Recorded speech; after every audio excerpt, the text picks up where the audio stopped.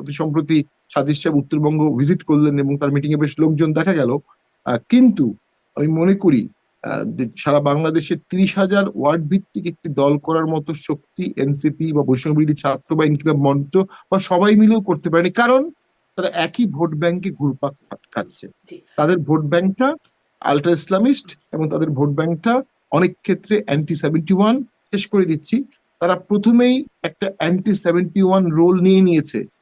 এদেশের মানুষ তাদেরকে ন্যাশনাল হিরোর পর্যায়ে রেখেছিল, কিন্তু দেখা গেল তারা 47 থেকে আমাদের স্বাধীনতা শুরু হবে, 71 কেন হবে, রিসেট বাতন বিভিন্ন কথা বলে মুক্তিযুদ্ধকে কিছুটা ছোট করে তারা একটা অবস্থান এক্সপোজ করে ফেলেছে। এবং আমি বলবো এটাও রাজনৈতিক তাদের একটা ভুল অ্যাডভাইস। তাদের মনের মধ্যে যদি কোনো আকাঙ্ক্ষা কামনা বাসনা থেকেও থাকে, তারা খুব দ্রুত এটা দেখিয়ে ফেলেছে। এবং এই দ্রুত দেখিয়ে ফেলার কারণে জনগণের বিশাল অংশ প্রথমেই তাদের ব্যাপারে সতর্ক হয়ে গেছে।